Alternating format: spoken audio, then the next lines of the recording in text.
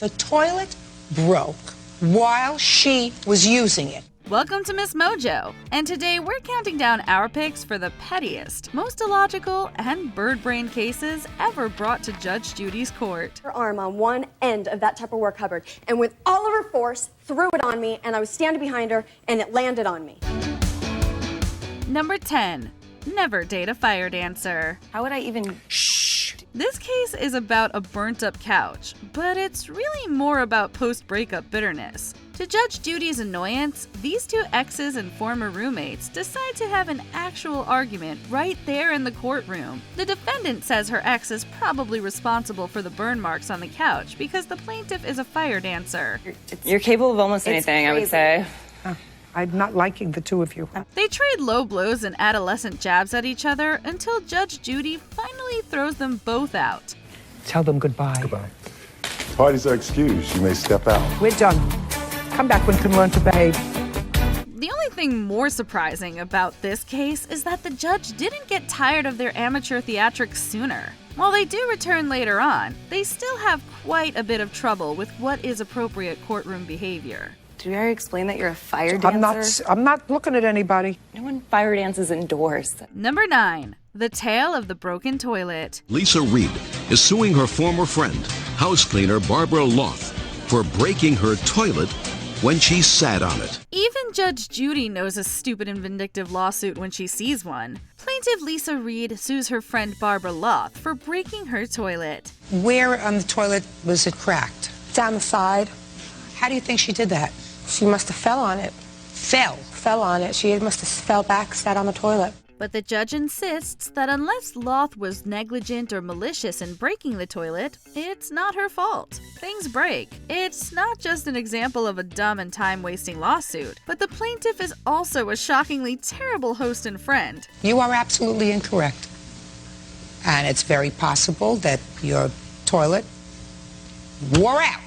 It didn't wear out, Your Honor. Show me. You have a witness? Do you have an expert? Frankly, the entire lawsuit seems like an attempt to embarrass her former friend. The toilet broke while she was using it. That doesn't mean that she broke it. And that doesn't mean that she's responsible for it. The judge can't help but make sure Reed knows just how idiotic her position is before dismissing the case nearly as soon as it began. Be stupid! Number 8. Don't lie to Judge Judy. Your complaint alleges that there was an argument in your house. Yes. And that your stepdaughter and your daughter caused some damage to both the house and later to a car. Yes. Never lie to Judge Judy. A fight ensued after defendant Valencia Carroll asked her mother and stepfather to raise her friend's infant for a while. Carroll walks into Judge Judy's courtroom knowing her point of view is indefensible. You wanted your mother to take care of the baby for an extended period of time, and your mother said to you, well, I don't mind doing that, but we'd have to do it legally through the court. Well, legally through the court is not for a couple of hours babysitting. Legally through the court means you wanted to leave the baby with them. She even tries to lie, which is never a great strategy with Shineland. She seems totally incapable of understanding what a huge ask that is, and why her stepdad has every right to say no. Listen, if you tell the truth, you don't have to have a long memory. If you're going to make up stories, you're going to look very foolish and it's going to be very unpleasant. Do you understand? Yes, Your Honor. The judge tries to explain that this isn't a pet. It's an actual human child. Shineland doesn't believe her side of the story about how her parents' property was damaged and ultimately rules in their favor. What can be said about a case like this? Some people just live in their own special world. It's not like you're pawning off a kitten, you know. This is not a kitten. Your Honor, like I said, the Or offer a was bird. made, so we tried to take the offer. Why not? Because it's not a parakeet, it's a child. Number 7. Don't look at me. He came to the casino, and then you got the order of protection to cover your job. Yes. And he continued to come to your job at the casino. Yes. And so you left your job at the casino. That's correct, Your Honor. Plaintiff Joshua Pritchard sought a restraining order when his girlfriend's brother-in-law assaulted him over money Pritchard and his girlfriend stole. But it seems like Pritchard is the one who continued to be the aggressor. So you had that, listen to me. Yes. Hey. Yes. As he got a job at the defendant's favorite casino. He's suing over an incident where the defendant made eye contact with him at work. If you were scared to go out of the house, Yes. What did you take a job for at a casino? It makes his case for a violated protective order seem more like a cash grab than a genuine attempt to get justice. Well, Judge Judy isn't having it. So you had that, listen to me. Yes. Hey. Yes. You know something's up when the person with the protective order against them comes away looking like the innocent one. So what? The restraining order says that he's not allowed within 100 feet of me. And Case is dismissed, Mr. Pritchard. We're done. Thank you. Number 6. Broken clavicle versus broken mirror. She broke your mirror on your car. Yes, Your Honor. And the little girl ended up being taken away in an ambulance. Yes. And had a fractured clavicle and severe bruising requiring stitches to her chin. An after-school pickup accident could have turned into a tragedy at a different speed. Plaintiff Robin Brooke was picking up her elementary school-aged children when another parent's young daughter ran into her slowly moving vehicle. Now, what your lawsuit is you want her mother to pay for the mirror on your car. Yes, Your Honor. The young girl broke her collarbone and Brooke's mirror. This should have been a case where everyone was just happy nothing worse happened.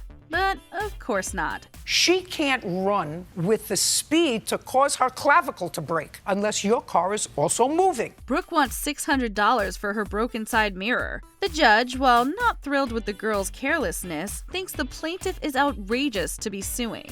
Even if the child wasn't crossing where she was supposed to, Judge Judy maintains that Brooke, the adult, was driving in a school zone and should have been more vigilant. Instead of breaking her clavicle, killed her. My question is, would you be suing her mother to replace the mirror on your car? That is either a yes or a no. I don't know. Number 5. Rigor mortis stew.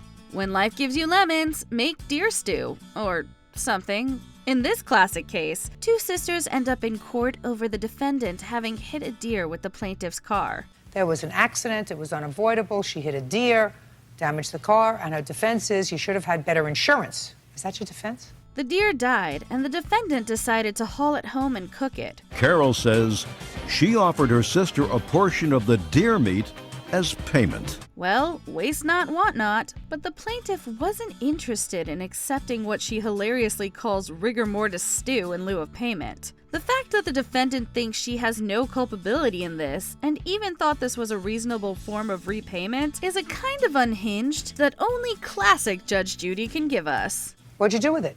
Ate it. Is that true? Yes, ma'am, and she even offered me some, but I'm not having rigor mortis stew. I know. It did not have rigor mortis, so I went back. Number 4. Tupperware Lady. You had an argument over Tupperware. Yes. To hear plaintiff Karina Roy describe her case for assault, you'd think she'd survived a war. So I said, look, if I don't get my Tupperware back, I'll just take it off my rent.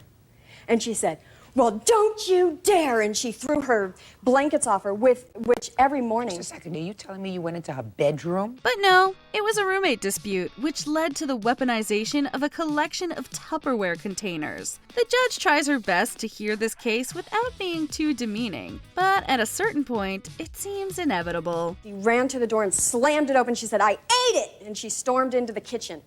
And I followed her, and she opened her Tupperware cupboard and forced all of her Tupperware on me like that. Let me explain something. Roy's theatrics and elaborate recounting of events are the definition of extra. No one in the room can quite believe the dissonance between the relatively benign story and the flamboyant way she's telling it. Any of this being taken seriously as an assault seems out of the question. Pointing her finger in my face, how dare you? Don't you even dare! Shame on you! That's it! I want you out of here! And she hit my head with her finger. She had all of her weight on me. Number 3, bad haircut. Whatever hair you have left, you wanted to have cut.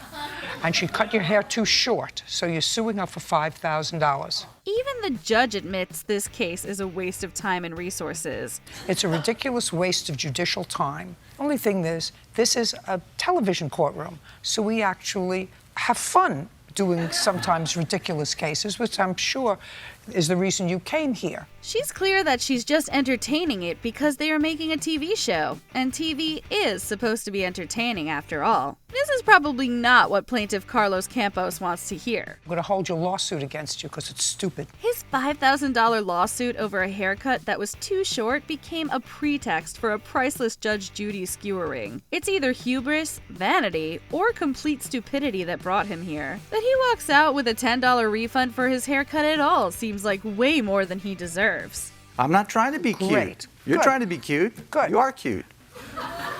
Mr. Campos, you are absolutely correct. That's why I have the job, and you get $10, and that's the judgment of the court. Goodbye. Number 2, The Bird Whisperer. Miscellaneous for sale, free to a good home. No cat, please. Jenna Day has file, comes with corner cage, food, toys, and a tree. Plaintiff Tracy Martin's confusing and eccentric ad about giving away her bird is only the first in a series of bizarre behaviors. Apparently, she forgot to add the clause in her newspaper ad that says giving away the bird comes with the stipulation that she gets to oversee the new owner's treatment of the bird for as long as she wants. She refused food, Your Honor, to this animal after I saw it. I took it to the guard shack. They made a phone call. She refused to even come down to the guard shack. She doesn't want anything to do with you anymore. You gave her your bird. After months in his new home, Tracy Martin thinks she can take the bird back herself. Her actions are approaching harassment at this point. He threatened me with a restraining order. I would understand that. But she can't get beyond her strange crusade as the humanly representative for all bird kind. Nothing the judge says seems to get through to her. And my question is, and you don't intend to go back? What Your case is dismissed. I've given you fair warning. Before we continue, be sure to subscribe to our channel and ring the bell to get notified about our latest videos. You have the option to be notified for occasional videos or all of them. If you're on your phone, make sure you go into your settings and switch on notifications. Number 1. Dumb and Dumber. Ginny claims the boys stole her school backpack. You can sit down.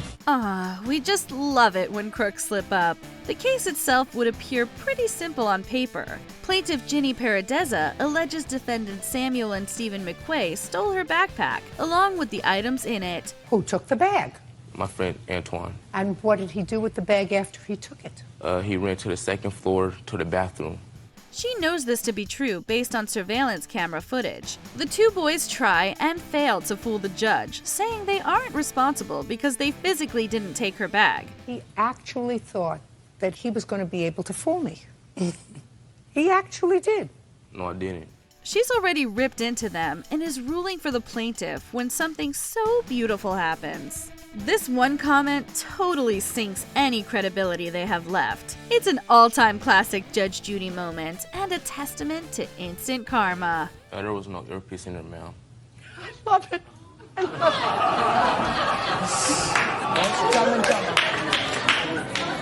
it. Judging for the plaintiff for the amount of $500. That's what I think it's worth, madam. Goodbye. What case had you rubbing your temples? Let us know in the comments. This is damage to the front end of your car, which hit his car in the rear. Your car hit his car.